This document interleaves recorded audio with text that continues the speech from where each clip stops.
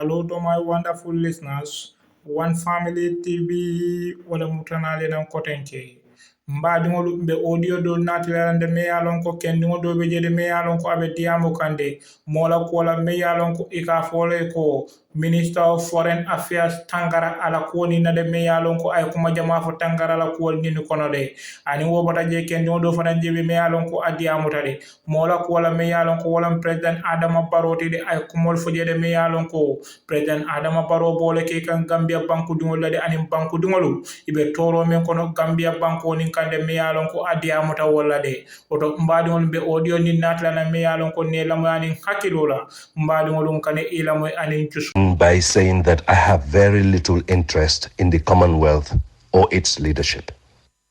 I see that institution as a vestige of an abusive colonial system whose intentions do not go far enough. Call me insane, but until I see the Commonwealth acknowledging the British theft, murder, and rape of Africans and start taking steps for reparations, I will not be satisfied.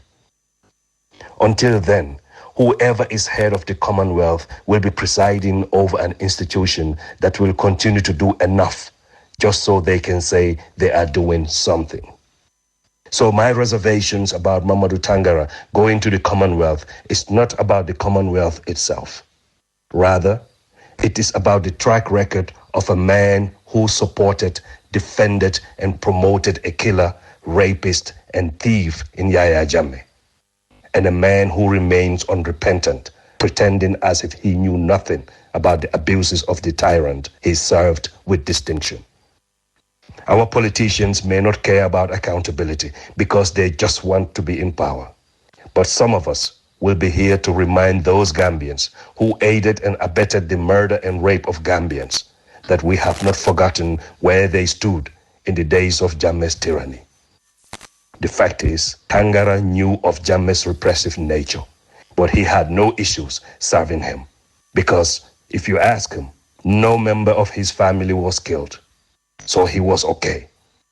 Consider his weak denial when accused of trying to get Ndaitafa Sose deported back to Gambia on the request of Yahya Jammeh. Tangara said, and I quote, Yahya Jammeh did raise concern over alleged activities of Gambian opposition members in Mali, notably the late Mr. Kukwai Samba Sanyang and Ms. Ndaitafa Sose, among others, which he asked me to extend to the president of Mali. During my conversation with my Malian counterpart, who happens to be a very good brother and friend, I confided in him to advise Ms. Sose to be vigilant because Jammeh was claiming that he can reach his perceived enemies wherever they are. End quote. Tangara wants us to believe that he went against the orders of his boss Yahya Jammeh by warning Ndaitafa to be vigilant. But let's pretend that we believe Tangara's account of why he was in Mali. What he is telling us is that he knew Yahya Jammeh would harm Ndaitafa if he could. So Tangara knew what Jammeh was capable of, but he didn't care. I mean, this is a man who was physically fighting with other Gambians in New York. And here is an account of that fight from the Foroyaa newspaper. I quote, while we were waiting for the president to come out, we saw Batata Juara entering the hotel. He was followed by Mamadou Tangara a little later, said Mr. Mbalo. Mr. Mbalo, by the way, is Sehu Mbalo. We picketed both of them when they were entering the hotel, but moments later, Tangara emerged out of the hotel into the street and confronted Falay, demanding why he was calling him names, added Mbalo. According to Mbalo, it was during that confrontation that the two of them came to blows, hitting each other, when another protester, Bakari Jaju, joined the fight. Tangara was seen being pulled back into the hotel. End quote. These were the words of Sehu Mbalo, the same Sehu Mbalo with the NPP today.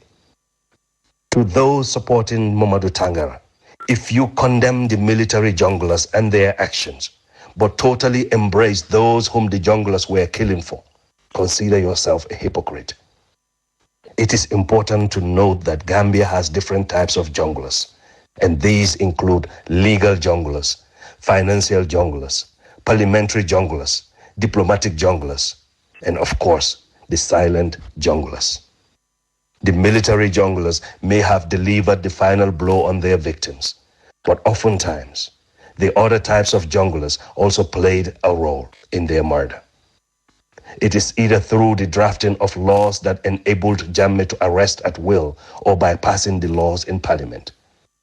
Sadly, we think the soldiers are the terrible Gambians and everyone else is a saint like Tangara. But to those who condemn Yahya Jammeh but excuse those at the forefront of his dictatorship, consider yourself a hypocrite. You see, we don't know for a fact that Yahya Jammeh has ever killed anyone with his hands. He too can claim he doesn't know anything about all that he is accused of, as unbelievable as that may sound. And no, this is not a false equivalency, because the equation is not about the crimes committed. It is about individual roles in a dictatorship. And if you think a dictatorship is sustained by just one man, I feel sorry for you. Yahya Jammeh and his soldiers are not the only ones responsible for the murder and rape of Gambians. Many enabled them.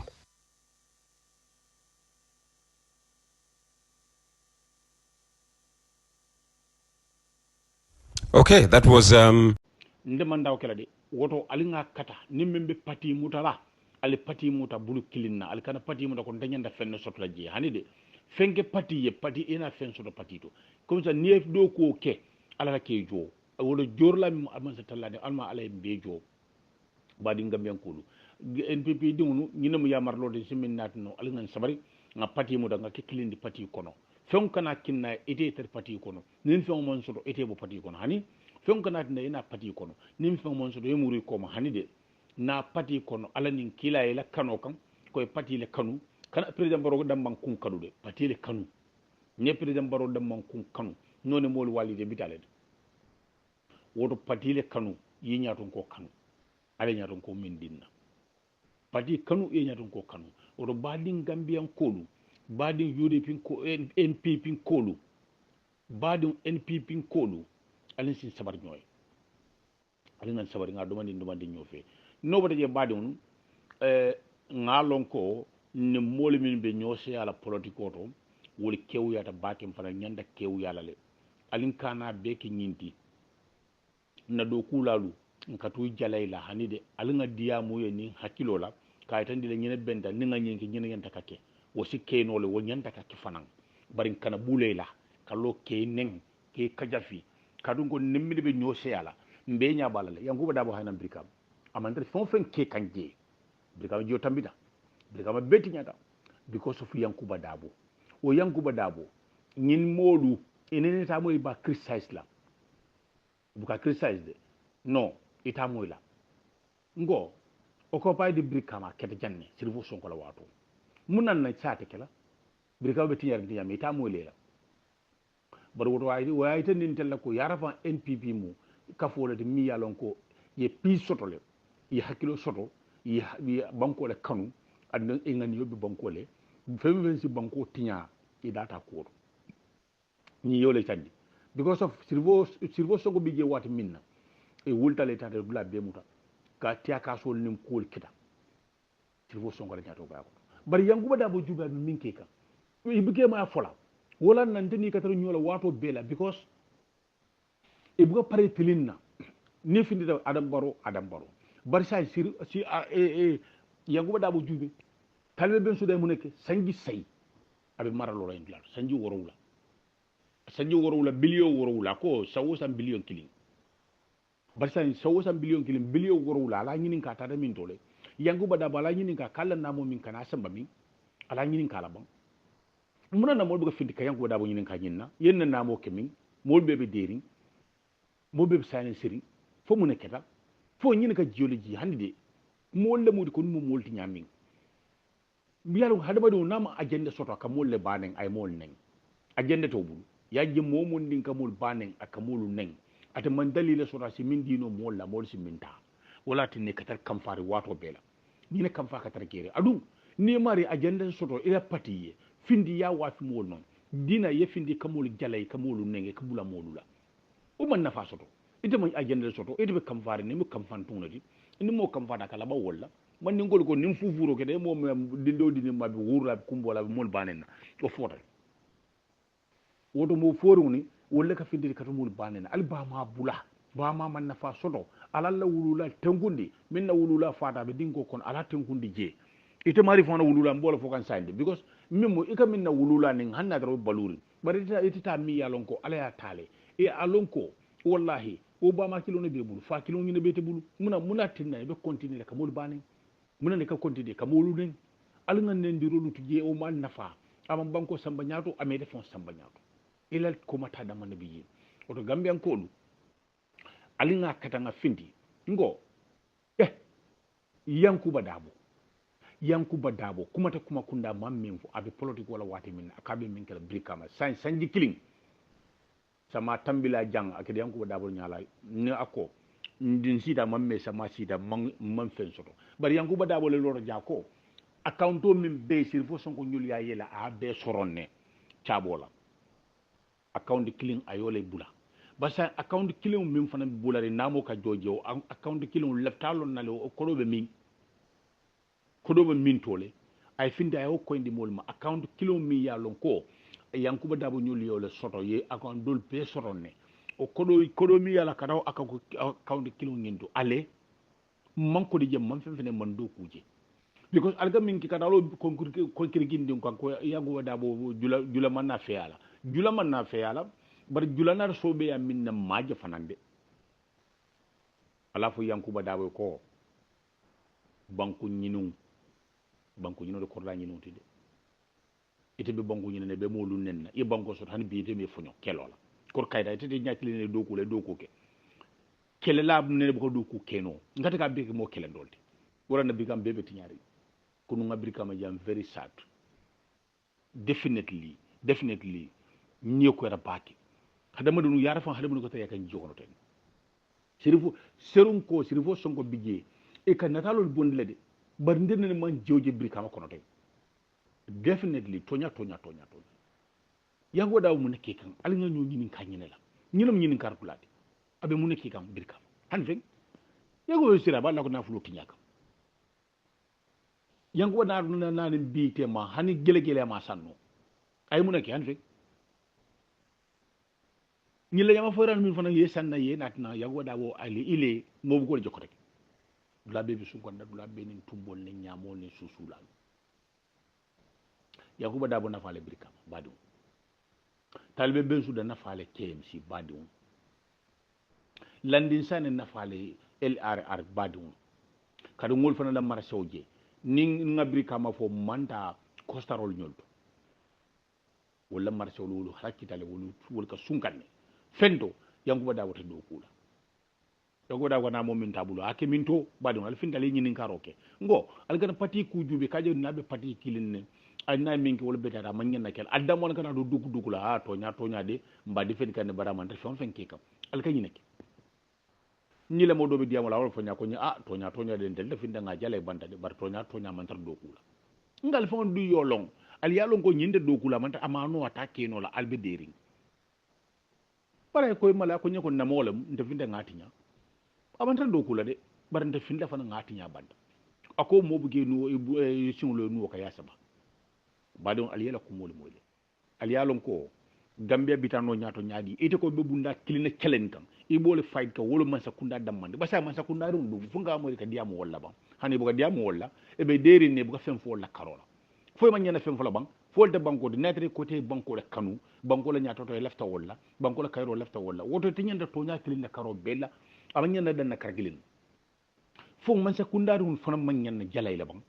i man tar do ko le fenna bar ni o fo jambi findi ha adam baro ne man so ni do kuga tenin den bolu bango nyine wata min ko e man sule ni adam baro do ko ba tebi do ko kala yo la fo ndem ngamo yanku ba da bolale ala mitin jamaatu ngamo tawi ben sudala bi de bina fandi fenna wala nyaadi le ko man sakunda bala man rasondi birin 19 hoya hoyu e ko tal ben sudala moto le nadi e ay ko namo jo pour ya bondi to abudu jang itebe munen natle jang ay na poroto e man ko do bonna kunna e babon la diakuya abaki kana free ya findi ani man so kunna ni el fon na dina fota poroto ka jole munana nen toliya takela ni ka ter balandi wala ka fo ha yebula namola jola muna na ita jola badi ngambe ngol alinga hakilo do nyoto okay audio sabanjang wole kata Yankuba Dabo ani Ibrahima Diba ko ye wolle murundi nan ko kiti ko woni murundi nan wolle kamma yaalon be nyina fogan gambe ankoli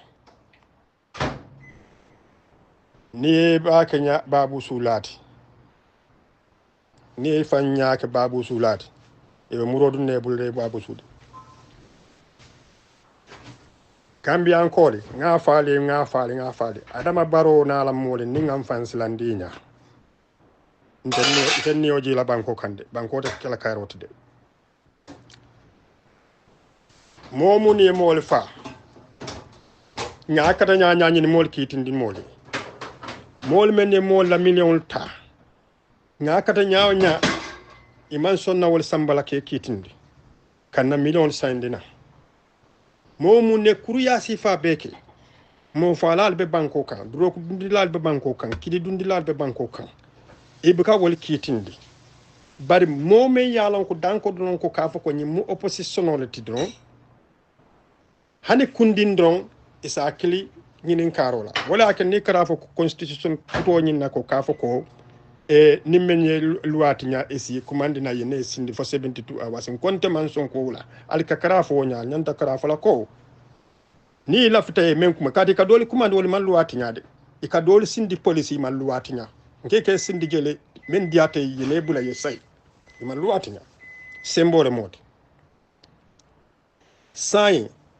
ni aya tar ko bebe sirimba jibe kan adama barona la molbe tamakantin banko da ko mumenti tatawoto banko do kulal mumenti bubula wolle noma bari mbe ka singa jibe ngawni woltu nyola enna ko yalon na ko meta mede ka kawla ka man na meta e men yalon ko e lafta ka ma ko ro ka kuma banko la ko la ka lo banko la ko le be fonyola dictator ka ketenne ka kulendi tenne because ni yalo ko be molle la kelola ni aje be bamban na ka molle jolori ko ba ni be wulla molla kelola ide ko ma fele mam moji je na meta be faso faralde nko na meta ibe la banna lamfula gambian koli al kamme mira nyimu UDP ko la nyimu UDP ko la koti ali nyanta mira ya sobla menta mira wala nyimu banko be la problème oti banko be la ko munyinti man sakunda pare da loi kelay bulo ko nyame ka sembo la mol kan loi bundal fanan be menke kan kiti kuol be jeyte te lolawol noma mente kiti koti ka lol noma gambian ko la ni nga tonya fo jande nun ton ko ya jame missionaire jojo le nati sa en gambia diwul le be faren kiti bun kono e be tulunga gambia diwul la ko tenke mbe be sir mba jibe la fe mamboje mu ka fem foje ko jakalo wata yanko bay mun crime leke fe ibrahim mun crime leke men nyanta ken la ko droku dilali wala tonol be yemandi banko kan hansini mi samba kito munne doko nati ka gambia diwul fa mo tan say fo mo taworo la dindinguli hansini mamo ye samba kito munni yalan ko ye na petrol korol ta 30 million plus nyole hansini ime samba kito banko betinya kan banko diwul bebe siri ba jibela e koy ka fa UDP ko lemu wala anto alinge tuje alinga UDP ko jibe ibe menkelela albe banko nakaskan albal fan nakarkan banko betinyalan UDP ye dawla kade ibe kelola banko bele banko dinya ima sotal alkoma albe wuli nga tonya lon ni be ko be ke kam men man ke slota alinga tonya lon yanku bañoli the next Commonwealth Secretary General at the next Commonwealth Heads of Government meeting or CHOGM in Samoa next month. The candidates for the role are from Lesotho, Ghana and the Gambia, as the next appointee will come from the African region. Now, the current Foreign Minister, Dr. Mamadou Tangara, is the aspirant from the Gambia, and he's up against Shirley Ayoko Bochwe from Ghana and Joshua Setipa from Lesotho. According to the organization, the position of Commonwealth Secretary General is one of great importance that requires the highest standards of efficiency, competence, and integrity, and a firm commitment to the core values and principles enshrined in the Commonwealth Charter. Now, whereas a lot of Gambians would like to see a Gambian leading such a big and important international organization, there are those who don't want Dr. Tangara's success. They claim he lacks integrity. You've probably seen an online petition against his candidacy signed by Gambians, including the prolific Coffee Time essayist Alaji Barrow, who now shares his reason for not supporting Dr. Tangara's bid.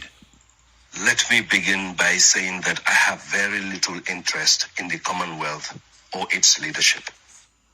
I see that institution as a vestige of an abusive colonial system whose intentions do not go far enough. Call me insane, but until I see the Commonwealth acknowledging the British theft, murder, and rape of Africans and start taking steps for reparations, I will not be satisfied. Until then, whoever is head of the Commonwealth will be presiding over an institution that will continue to do enough just so they can say they are doing something. So my reservations about Mamadou Tangara going to the Commonwealth is not about the Commonwealth itself. Rather,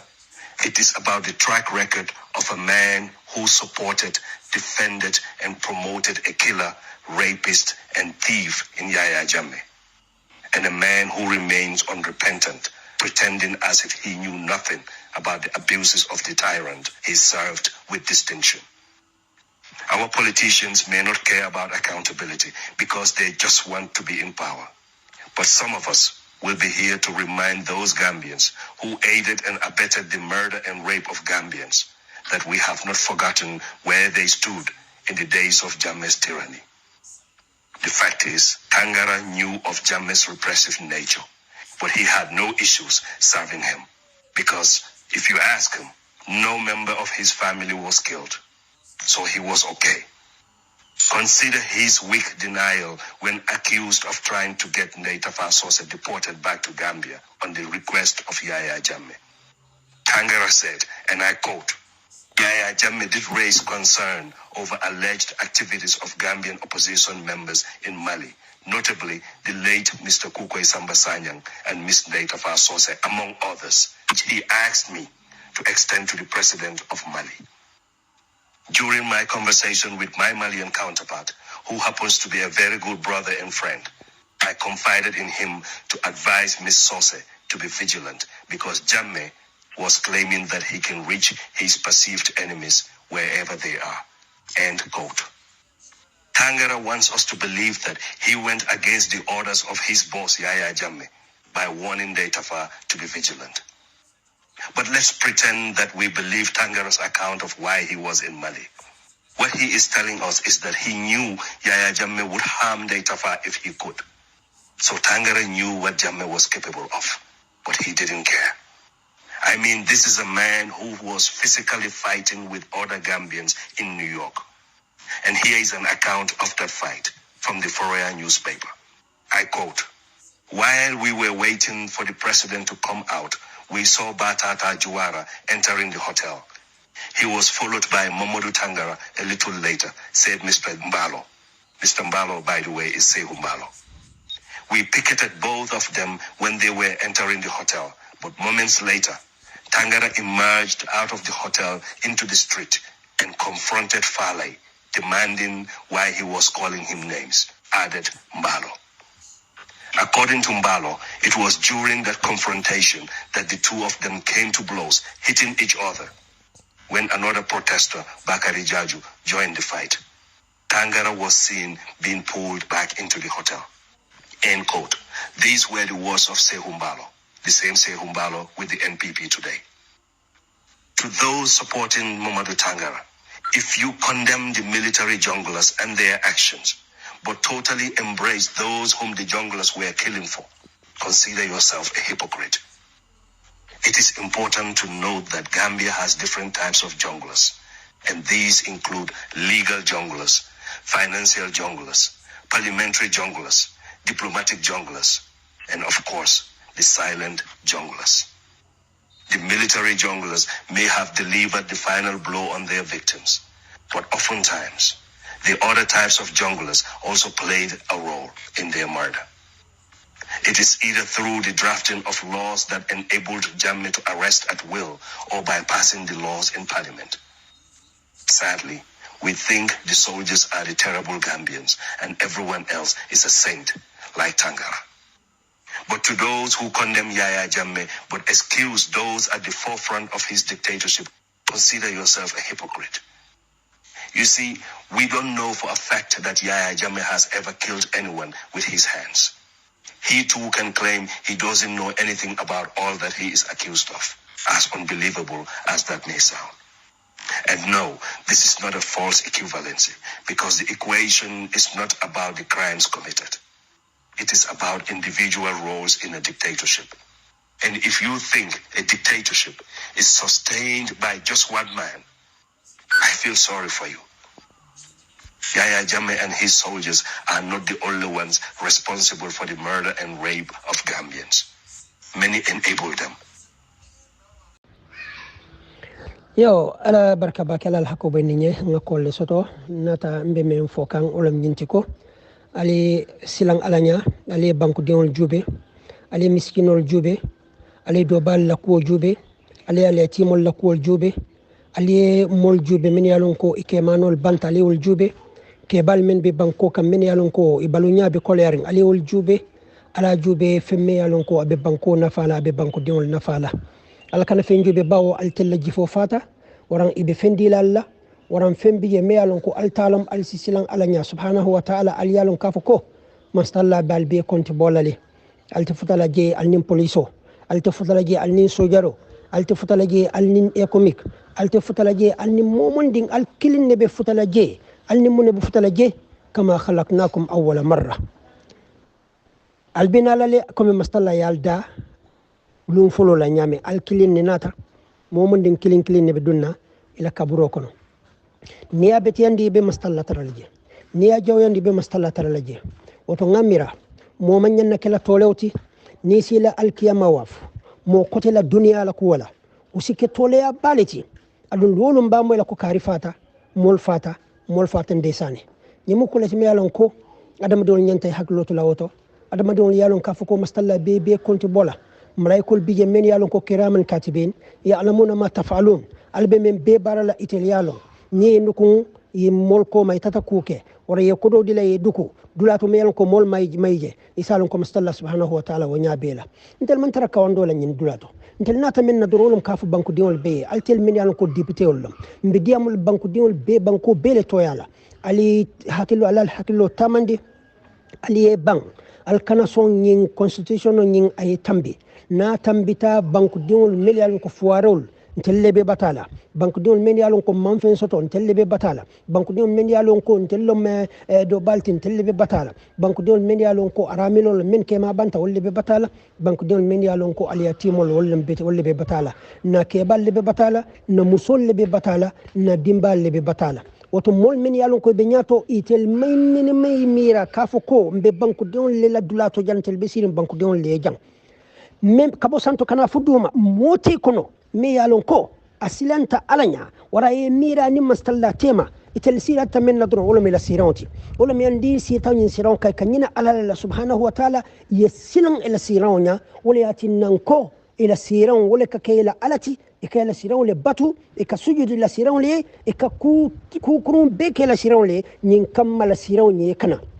bara mita nyonyanding siran nyimbe bola adama de bulule bawni ya jobi mo fulol bota jang dunia kono ning ayatara men bigenu ni wol mamboje men be sirim bi wol tetara la je bari adama dum buka karam iko momi yalon ko mo kendolum momi yalon ko awaista ateka karan always mol la mistake la ayna karan afana na mistake la bari te o ite buka karan ka buka karan mol la mistake la adum fennati je me yalon ko be betiyari na banko kan na banko ne buka ta nyato na banko be koma doron nkatu malole kono doron nkatu kulle kono min yalon ko kuma kalantan doron mol tata fuy hanyita alanya keba kotol alfa kallankewol iman silang alanya kana kafani alfo kafani dabal kala wandi alfal kan kala wandi mol kan nin dunya be bannale alkiyamalon ni ye muta ye siti wala yatin adama don nin saya bina saya malaiko na bina aka sa niyoñin aka bondi siŋo le folo bala men kala ban wolom ñaati siŋo le folo kabo niyo kabo siŋo le fola ba niyamo ibe borla e siŋo le be bambandi banni ye siŋo muta aye siŋo muta aya samba doman aye ta fo e kaŋoto nabuta fo men kala ban tala wolom ñaati bawo ña e ka tugele ñin kammala fenfendim be tamala o dulato o scenario men be tamala ñin kammala sabeje walatina mastalla ko o basaru kal yawma hadid e ñaabi abe bambandin abe seniaring e ñaabi kul bela وجاءت سكرة الموت سايا كنا وناتا ذلك ما كنت منه تهيد ولم فهمت مي يالون كو ادم دي بي كاي نياكاس ولا نو مبي كام بوري ولا نو مبي بسلاندي ولا نو ادو نالون نكافو كو ولم فهمت مي ولم من متونياتي وجاءت كل نفس معها سائق وشهيد ادم دين الكياملون إذا إربينالا ملايكو بجميع الكبير متلابي سبالا أني لا سيدو بجميع الكبير متلابي سالا إني لا تيرو ميالكو سيطان تيرو سيطان ميالكو أبي مرسندلا ولو مي تيروتي ولو مي كافنيولتي ولو مي لموتي ميالكو إناك إن منك كوكي إني وبنا ني لا سيدو إلا كتابو بدندي لا كتابو كان الكيامل مستلا صافو يكو اقرأ كتابك كفى بنفسك اليوم عليك حسيبا إلا كتابو كرن بي أكانيان تيتفون فوما يكي فني كنتي بولاتي ما لكم يا أهل غامبيا ما لكم لا تفقهون ما لكم لا تعقلون من ياتنا غامبيان كل من يالون كو بتينيارو لا من ياتنا انت حكلو صوتلا من ياتنا انت كرنا من ياتنا انت ميرالا ali ngasilang alanya ngatu ngayintu kafuko karili benyato wala benyin kelanya adama do mbadi janni be nala payen position to ibe balula sanji joli momon nimbe national assembly moti je membe sanji mo sanji tan salon kata santo dol bige minen ko keba ballom janni te wati balu wato min be balu wallahi man sakunda may balundi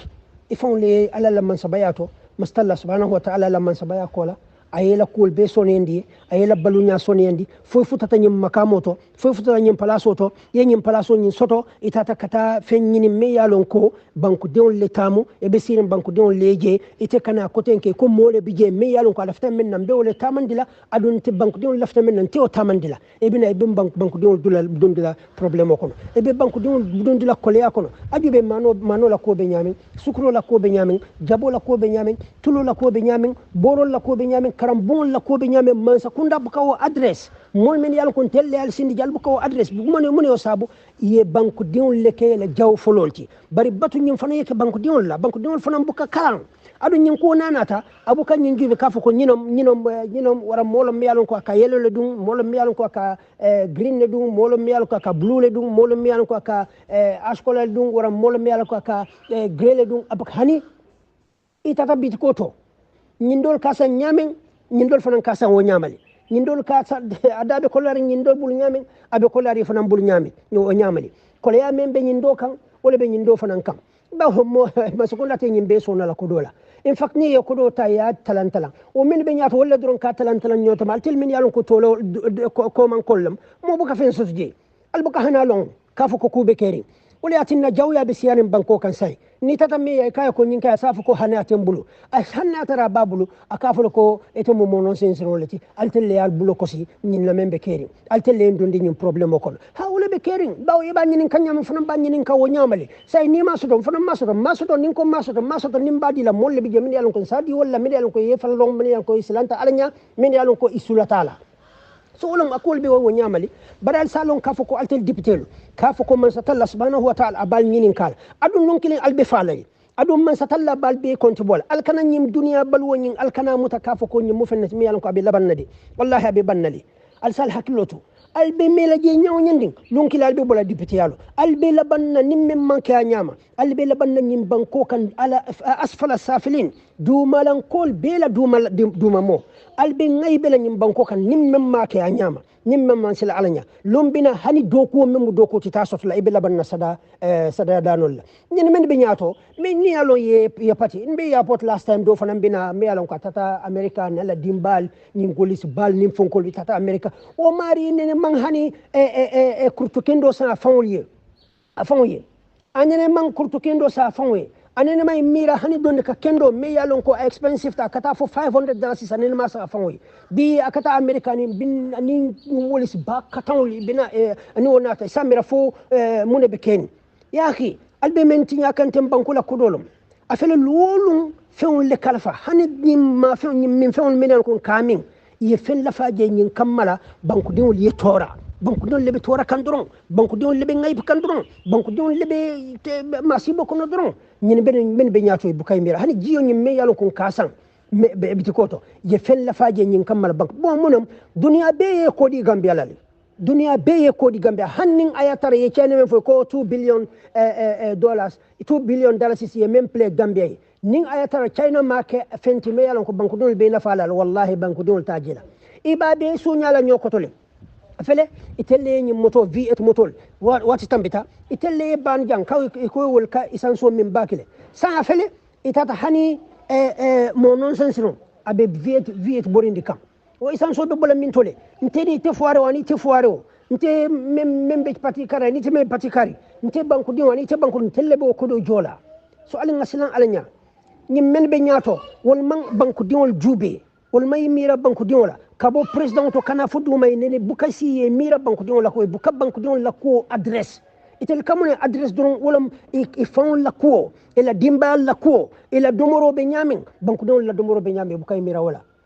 anda saybol tambita min yalon ko mo kendol lom e kay mira ni wulta banku diwol ye mune sote be men domola ha mol sotata Umar ibn Abdul Aziz la wato ni keno kete kanyinin karoke bi mo jolle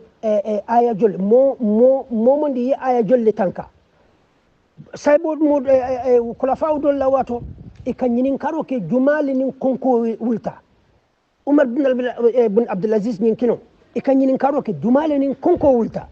jumale bije men lafta futula yana ngakodo dila ye futu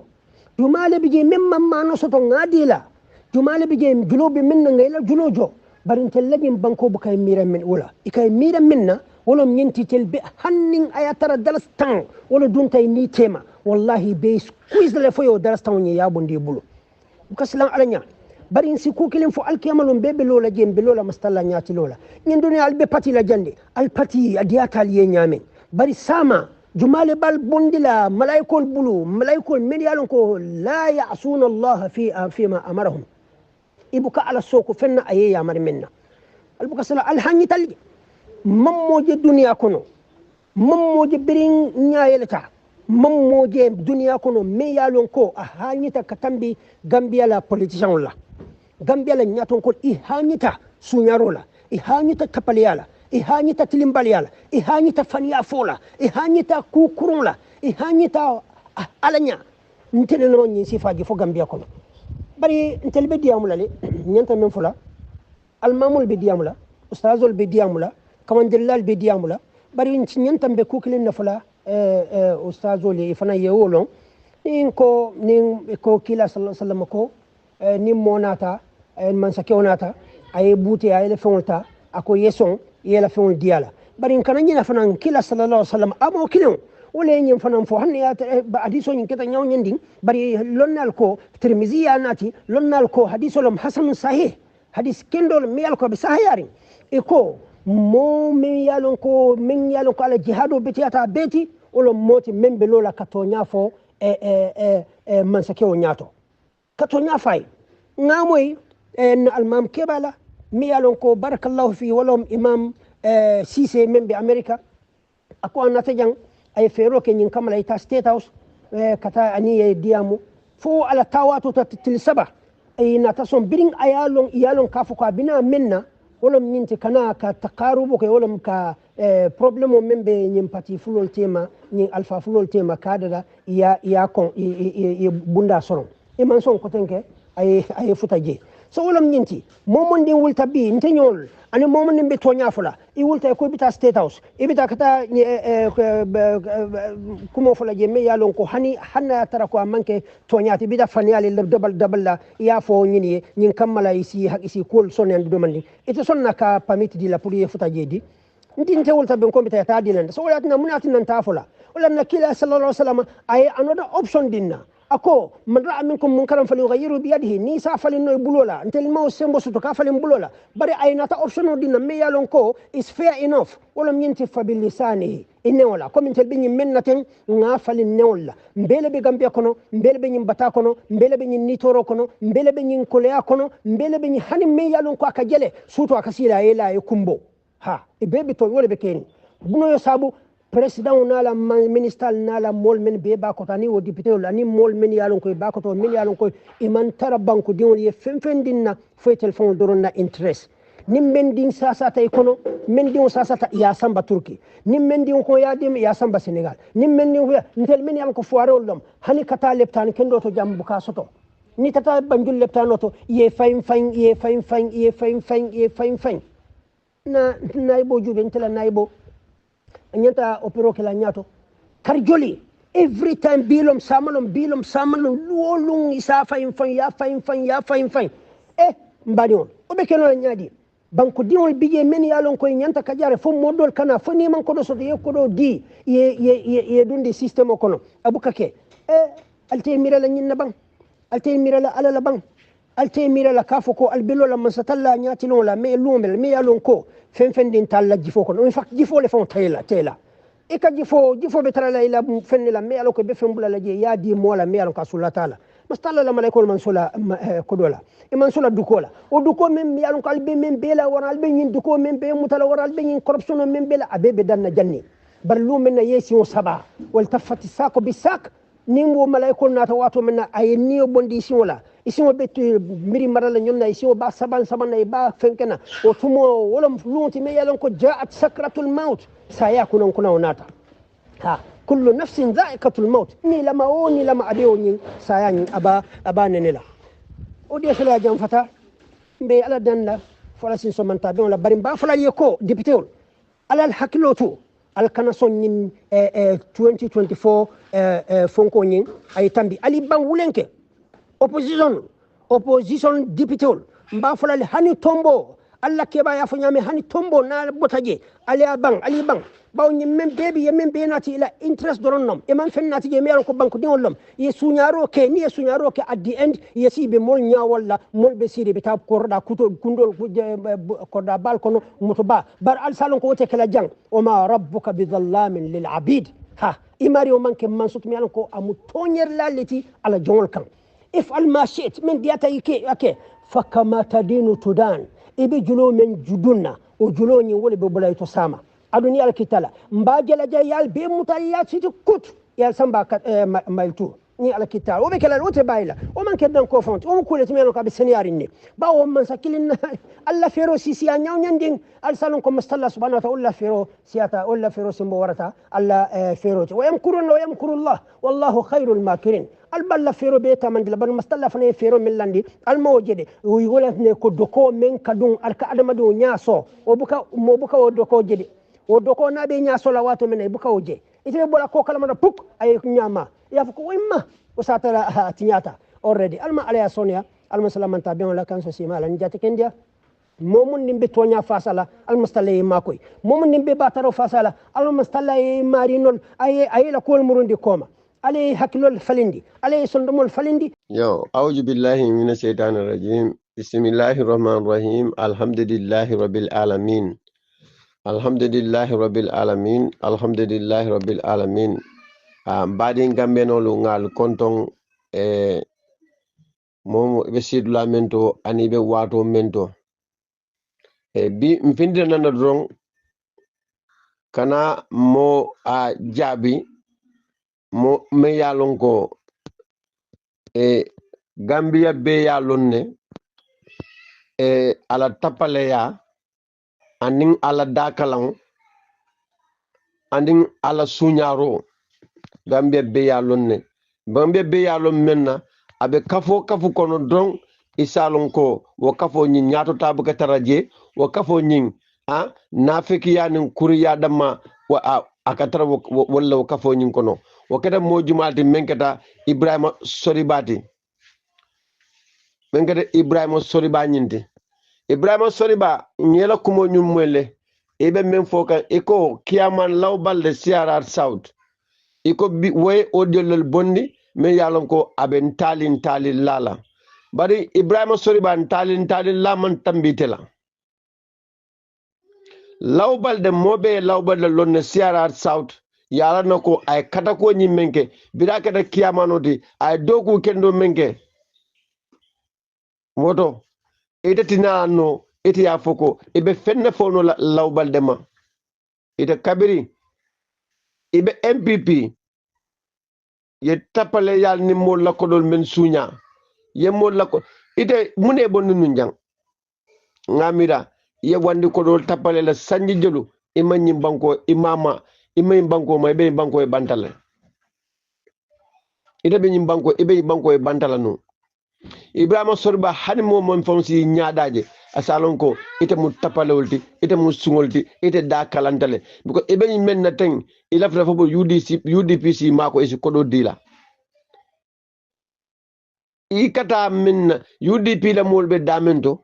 anun DDC la molbe damento ike fansa molbe ite fangal no ko ite ma kumaya ite de CRR ite de hani mo kilina bonni no la CRR kono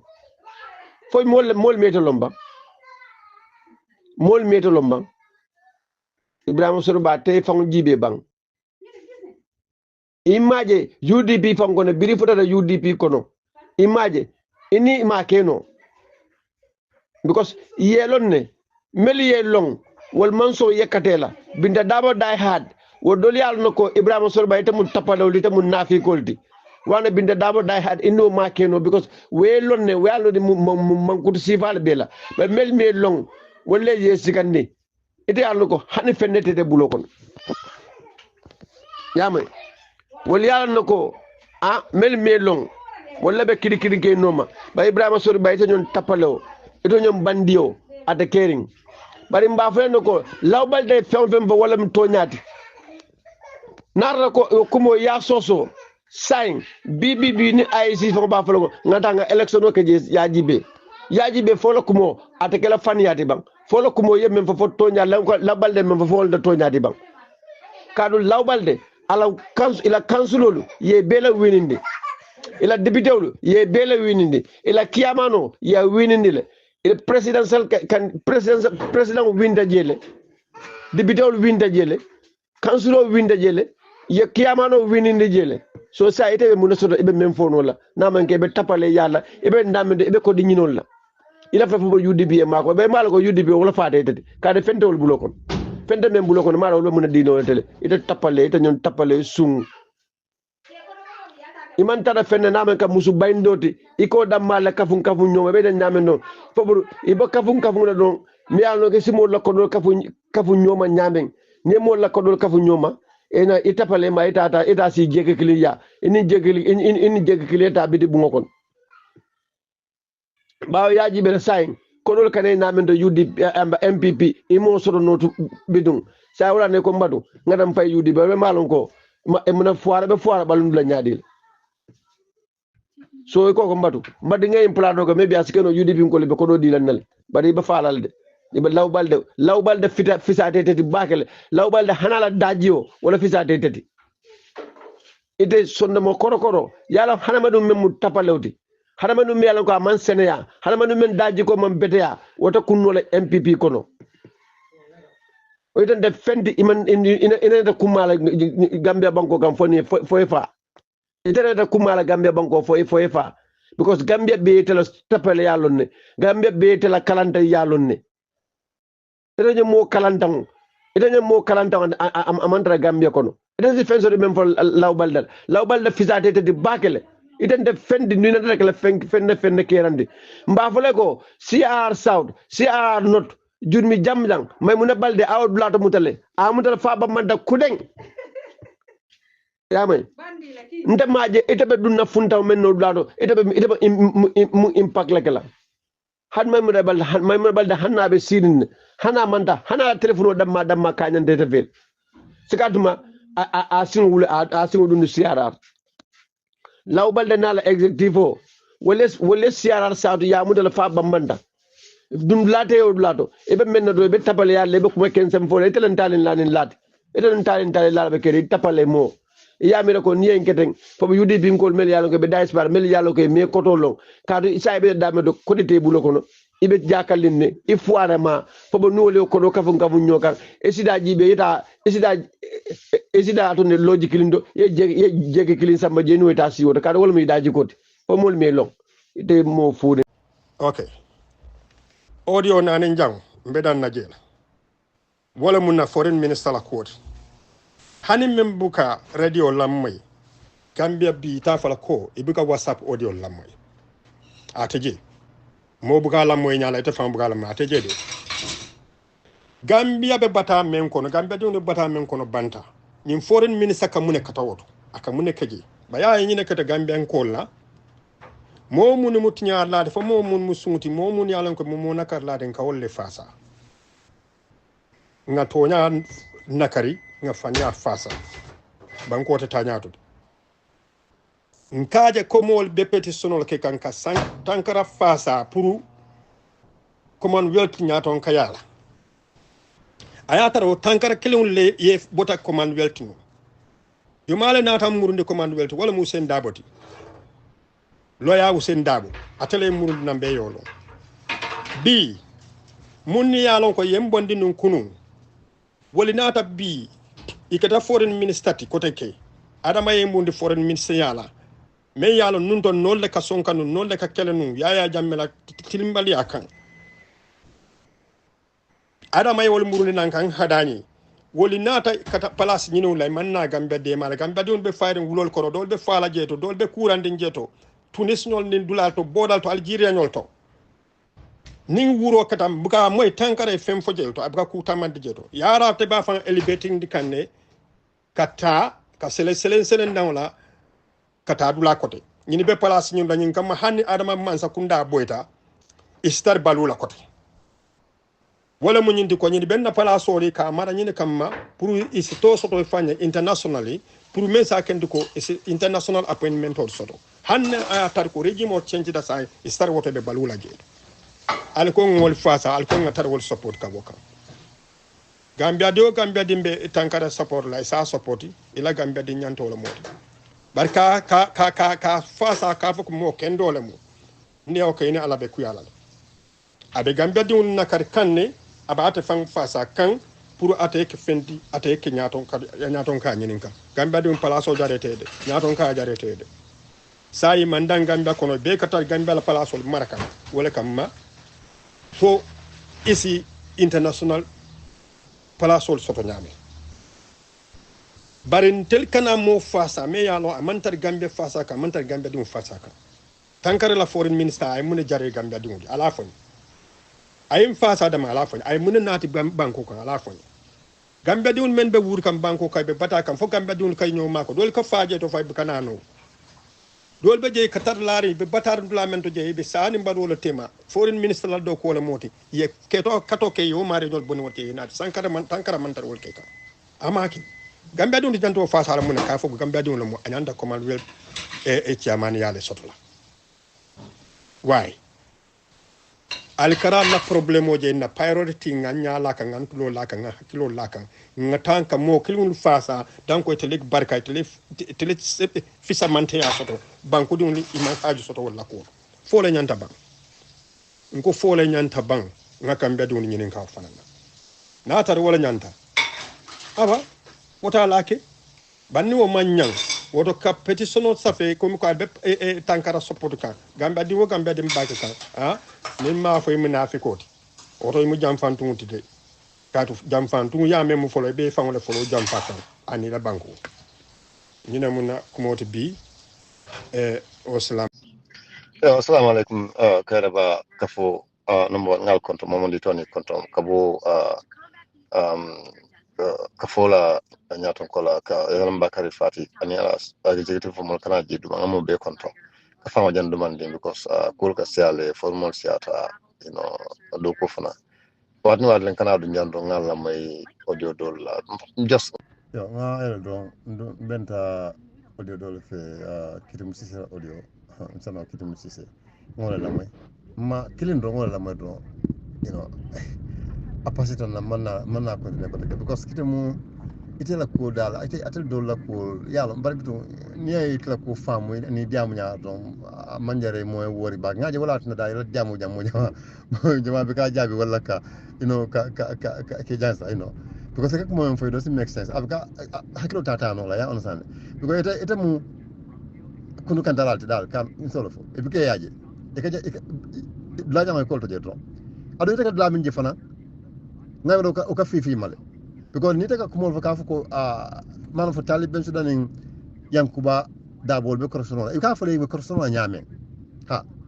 e ka silol men dalay ko silol man bita ite ni sila ko ita man no fa fa ita namal la ko fo o ay si silol le o ay si motol le kitem adam boro silol men be da ko mboko no fa hanen mak o ay si silol de ile tabur kuno fa man video ja amna bur fut lem ha ibe complain ka yiko janne ben silol dalala ite ko promotion to ninjo nada bari jionare ko la ila fe bero lo katamaka adu arambaro lo silol dala arambaro ite si arambaro kuno jam moli ay sena arambaro wuli afa jole fa moli jam arambaro nafiki ajelle ki jam arambaro tappale ajelle ki jam arambaro lahi di jolle ti nyaaja amma yalo ay ko men be ani muslima ma nyota feren ite kana ko le bak jam adu tege fon ko man muslima ite fon nde sometimes dal gambia atelat ne gambia ta nyaata atol bilni atem ni atel mo sifa so to gambia man ta benta alman kan so je yeah but biton there is no difference because imagine atel sifa kabla alambaro no andu asiblano alambaro da mano mate asiblano alambaro da mano because alambaro le mo sifa te melo ko anal munata miral yala ya on sal fam kunun kun ne brana china ay malo message fam mon maji kabri ayin kala ala fimla gam ay mo fo ko mawje flo official fa maje flo kay tolto maje flo fa ya fa news to bari astafurlah ko mi kala ki fm la say